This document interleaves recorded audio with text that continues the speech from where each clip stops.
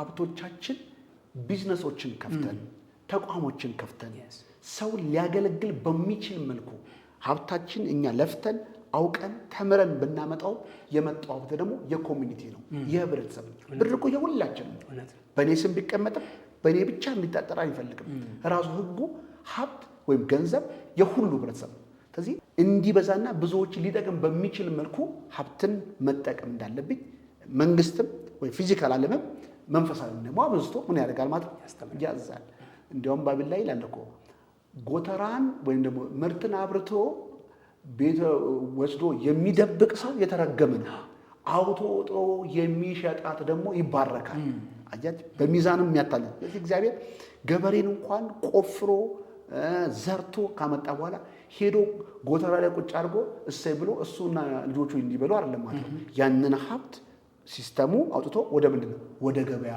አውጥቶ እንዲሸጠው ነው እግዚአብሔር ብላል ያ ነው በረከቱ ማፍረቱ ብቻ አይደለም በእርሻ መባረቁ ብቻ አይደለም በእርሻም ተባርኮ ደግሞ አውጥቶ ህብረተሰቡን ስንዴ በቆሎ ጤፍ እንዲያገኝ ማድረግ ነው ዛሬ እናንተ ዛሬ ሀብቶቻችን እኛን ብቻ ማርካት አይደለም ከፍተነው እንደ ምንጭ ከኛ ፈሶ ሌሎችን ሰዎችን ምን ማድረግ አለበት ማርካት ማጠጣት አለበት በመሰረቱ ሀብቶቻችን ሌሎች ሰዎችን ማጠጣት ካልቻለ ያ ደግሞ ያልጠጣ ደግሞ ህብረተሰብ ወይም ደግሞ ሶሳይቲ ራብን መታገስ ስለማይችል ወደ አንተ ምንጭ መምጣቱ አይቀርም በትክክል ያልሰጠውን ነገር በተሳሳተ መንገድ መስጠት አይቀርም ሁለቱ ነው ማለት ግን በእውነተኛ መንገድ ነገሮቻችን መስጠታችን አንደኛ ለኛም ጤናማ ህይወት ይኖረናል በህብረተሰቡ ዘንድም ደግሞ ጥቅም ያለው ባለሀብት ተብለን ምን እናደርጋለን ስማችን ይወጣል ማለት ነው አንድ ሰው ያለኝን ነገር ልንገር አንድ ጊዜ ደብረ ዘይት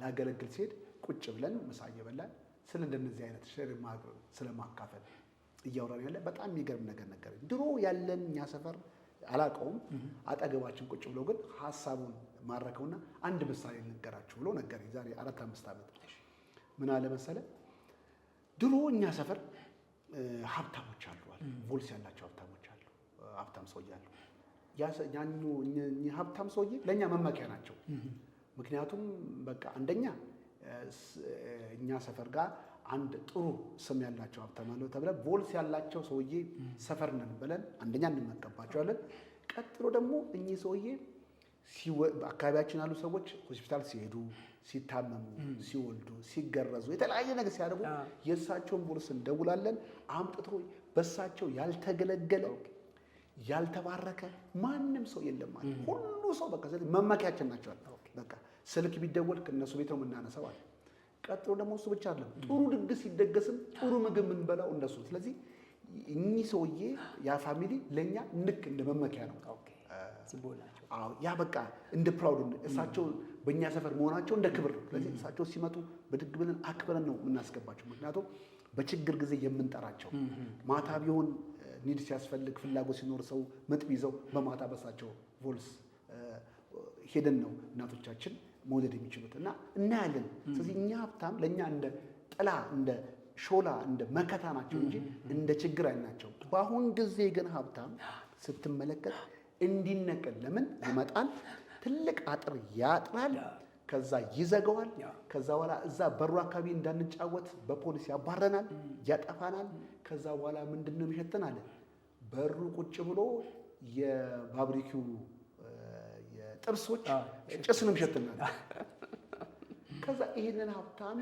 ጊዜ ሲመጣ ልታጠፋው ታስባለህ እንጂ እንደ እርዳታ እንደ አብሮ ሰራተኛ ልትቆጥረው አትችልም ስለዚህ ይሄ ትልቅ ትምህርት ነው አሁንም ማናችንም ሰዎች በበለጸገን እግዚአብሔር ያበለጸገን በራችንን ከፍተን አጥራችን ዝቅ አድርገን ሌላው ህብረተሰብ እንዲመካብን እና እንዲገለገለብን ትልቅ ነገር አለ ጥቂት ነገር ብንሰጥ ሌሎችን በማርካተኛ ምን ረካለን ሌሎችን በማሳረፍኛ ምን እናርፋለን ስለዚህ ሀብታምነት ትርጉሙ እኛ የለበስነው ውድ ልብስ እኛ የምንነዳው ውድ መኪና እኛ የምንኖርበት አስፈሪ ቤት ሳይሆን በሰው ዘንድ ያመጣነው መልካም ኢምፓክት መልካም ተጽዕኖ ለሰው የደረስነው ለሰው ያካፈልነው ነገር ነው የኛ እውነተኛ ሀብታችን መገለጫ አንደኛ ማንነታቸው የከበሩ ፍጥረት እንደሆኑ ከምንም ነገር እንዳልጎደሉ አንዳንድ ጊዜ ገንዘብ ማጣት ቤተሰብ ጋር ተበትሮ በጎዳና መቀመጥ፣ በሆነ ትምህርት አለመማር፣ ቆሻሻ መልበስ የሰዎችን ማንነት አጥፍቶ ብቁ እንዳልሆኑ የሚያሳዩ የሚያስተምሩ ምልከታዎች አለ።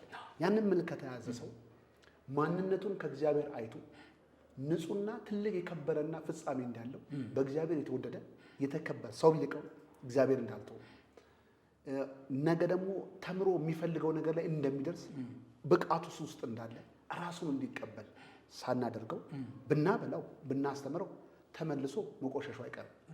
ምክንያቱም እስኪሉንም ብሩንም የሚኖረው በእውቀቱ በማንነቱ ነው። አሁን ብዙ ጊዜ እንደምንለው በቃ ንጹህ መሆንን አሳሰብ ላይ ነው የሚሰራው እንጂ በሳሙና በማጠብ አይደለም። ስለዚህ ንጹህ እንደሆነ የሚያምን ሰው በመጀመሪያም ንጹህ እንደሆነ ስለሚያስብ የሚቀመጥበትን የሚያደርገውን ነገር ይመለከታል። እንዲቆሸሽ አይፈልግም። ልክ ነው። ከዛ ንጹህ ደግሞ እንደሆነ ካሰበ የቆሸሸውን ነገር ደግሞ አውልቆ ምን ያደርገዋል?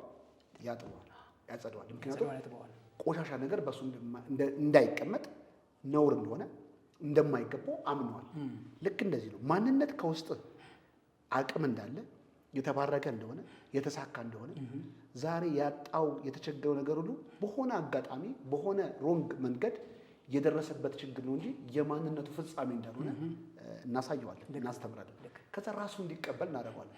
ከዛ ራሱን ከተቀበለ በኋላ አመዱን ችግሩን ማራገፍ የሚጀምረው ሰውየው ራሱ ነው። ከዛ ስታስተምረው ስትሰጠው በዚህ ትንሽ እርዳታ ሰውየው ትልቅ እርምጃ መራመድ ይጀምራል ማለት ነው። እና ዛሬ ሰዎችን በስጋ መርዳት ብቻ አይደለም፣ ምግብ መመገብ ብቻ አይደለም፣ ቀጥሎ ደግሞ ማስተማር ብቻ አይደለም፣ ግን ለዚህ ማንነት እግዚአብሔር የባረካቸው ድንቅ ፍጥረት እንደሆኑ ራሳቸውንም እንዲቀበሉ ረዳት እንዳላቸው ቤተሰብ እንዳላቸው ጥቂት ካለን ነገር ላይ አብሮነታችን ብናሳየው ብዙ ነገር ከነሱ ውስጥ እንደሚወጣ ያስፈልጋል። ጥቂት እርዳታ ነው የሚያስፈልገው። ብዙ አይደለም እኮ ጥቂቱን ነገር ቢረዳ ብዙ ነገር ከነሱ ውስጥ ነው የሚወጣውና ዛሬ ቤተሰቦች የእምነት ቤተሰቦች ከአምልኮቻችን ከዝማሪያችን በፊት ያለን የቤተ እምነት ፕሪቪሌጆች አሁን መንግስት እግዚአብሔር ቦታ እየሰጠን ነው። ስለዚህ ለብዙዎች ቸርች አግኝተዋል። ስለዚህ ያ ነገር የሰጠን እፎይ ረካን ብለን ዘግተን እንድንቀመጥ ሳይሆን የተጨመረልን ጸጋ የበለጠ እንድንሰራ የበለጠ እንድናደርግ እግዚአብሔር አደራ ሰጠን፣ አቅም ጨመረልን እንጂ እረፍት አይደለም የተሰጠን። ስለዚህ እኔ እናንተም በዚህ በአዲሱ ቦታ ላይ እንግዲህ እግዚአብሔር ከቤት ኪራይ አትርፎ እንደዚህ አይነት መንግስትም እግዚአብሔርም አምኖ በሰጠን ስፍራ ላይ በበለጠ በህብረተሰቡ በኮሚኒቲ ውስጥም ተጨባጭ የሆነ ለውጥ ሊያመጣ የሚችል ፕሮጀክቶችን መስራት እንዳለብን እየተዘጋጀን ነው። ስለዚህም ብዙ ዝግጅት እያደረግን ነው እና ብዙ ጎዳና ተዳዳሪዎች አሉ። ብዙ በቤተክርስቲያን ስራ ፈቶች አሉ። ስራ የሌላቸው ስራ መስራት ይፈልጉም ግን ስኪል የሌላቸው ሰዎች አሉ። ከእንደገና ደግሞ በዘልማድ እንደሚጠሩ ሴተኛ አዳሪ የሚባሉ እህቶቻችን አሉ ማለት ነው። እነዚህ ሁሉ በእርግጥ ያንን ነገር ወደው ሳይሆን ባላቸው ሾርት ከት መንገድ ገንዘብን አግኝቶ ራስን ለመደገፍ ራስን ለማቆም ካለ አጣብቂኝ ውስጥ የመጣ ምርጫ ነው። ስለዚህ ምርጫቸውን ለማስፋት በምንችልበት መልኩ ያሰብነው ነገር አለ። ምንድነው? ቢያንስ 5 ትሬኒንጎችን ብናመጣ ብለን አስበናል አይደለ? አንደኛው ያሰብነው ምንድነው? የሳይ ማሽን ባሪስታን ትሬኒንግ መንሰጥ፣ ብዙ ካፌዎች እየተከፈቱ ነው። ቀጥሎ ደግሞ ቅድም ኮምፒውተር እና ካሜራ ኤዲቲንግ እና የተለያየ ካሜራ ማንሳት ብናሰለጠን፣ ቀጥሎ ደግሞ ቧንቧ መስራት ብናሰለጠን፣ ሌላ ምንድነው ያልከው ሶፋዬ? ሜካፕ የጥፍርና የፊት ውበትን እነዚህ አይነት ነገሮችን 5 or 6 ሙያዎችን ይሄን ነገር በግድ ብዙ ካፒታል ላይ ጠይቅ ይችላል። ግቢያችን ውስጥ ትንሽ ቦታ ቢሮ እንደ አዳራሽ ነገር ከሰራን ጥቂት ቦታ ላይ ከሰራን ይሄንን ነገር ቧንቧ መስራት የሚችል ሰው ቤተክርስቲያን ውስጥ ሊኖር ይችላል። እሱ ሰውዬ በሳምንት 2 ፔሪድ ብንሰጠው እንደዚህ አይነት ሙያት ያለው ሰዎች ሁሉ ቢያስተምር ሜካፕ የሚሰሩ ሰዎች ወይም አማኝ እኛ ቸርችን ባይኖር ሌላ ቸርች ያሉ ሰዎች ሊኖር ይችላሉ። ስለዚህ እነዚህ አይነት ፍላጎት ያላቸው ሰዎች 5-6 ሰዎችን ብናዘጋጅላቸው መጥተው ሜካፕ እንዲሰሩ ይህንን ስኪል ቢያካፍሏቸው፣ ቀጥሎ ደግሞ ትንሽ ሳይ ማሽን ቁጭ አድርገን ሳይ ማሽን ባሪስታ ትሬኒንግ ቢሰጧቸው፣ ይህንን ነገር ብናደርግ የሚመጡት ሰዎች ትሬን ሆነው እግዚአብሔርን ቃል ተቀብለው በመንፈስ ቅዱስ ተሞልተው የእግዚአብሔር ልጅ ሆነው ከእንደገና ደግሞ በስኪልም ደግሞ በእውቀትም ደግሞ የዳበሩ ዜጋዎችን ማፍራት እና ከእንደዚህ ከኢኮኖሚካል ችግርና ስትረስ ወጥተው ከማይገባ ሮንግ መንገድ ውስጥ እንዲወጡ ማድረግ። አንዳንድ ጊዜ ሌብነትም መቀማትም የሚሆነው እኮ ሌላ ኦፕሽን አለማየት ነው። በቃ እጃቸው ላይ እስኪል አለመኖሩ ሰርተው እንደሚያገኙ የሚያገኙበት መንገድ ሲያጡ ነው ወደ አንድ አቅጣጫ ወደ አንድ ቀዳዳ ምን የሚያደርጉት የሚገቡት ግን ከመቀማት ከመደባደብ ሌባ ከመሆን ሌላም ደግሞ በጥበብ ተምሮ ሀብት ይገኛል የሚል ኦፕሽን ስታበዛለት ሰው የተሻለውን ነገር መምረጥ ይጀምራል። እና እንደ ኮሚኒቲ እንደ ህብረተሰብ እቺ ቤተክርስቲያን በአገር ውስጥ እንዳለች ለኢትዮጵያ ምድርም አንድ መፍትሄ ሆነን መቅረብ አለብን ብለን አስበናል። እና ይህንን ዲስከሽን የምናደርገው ወይም ደግሞ ሀሳቡን ሼር የምናደርገው ብዙ እንደዚህ አይነት ስኪል ያላቸው እውቀት ያላቸው በሙያም ከፍ ያሉ ሰዎች አሉ፣ በፋይናንስም ከፍ ያሉ ሰዎች አሉ። እኛም ከምናወራው አይዲያ ደግሞ የበለጠ ፕሮፌሽናል መንገድ መስራት የሚችሉ ፓሽን ያላቸው ፍላጎት ያላቸው ሰዎች አሉ። እና ይህንን ፍላጎት ያላቸው ሰዎች ይህንን እንደናንተ አይነት ያሉት ቲምን ጆይን በማድረግ ይህንን አገልግሎት ከዚህ በበለጠ ኤክስፓንድ ማድረግ ጸጋውን መጨመር ይቻላል።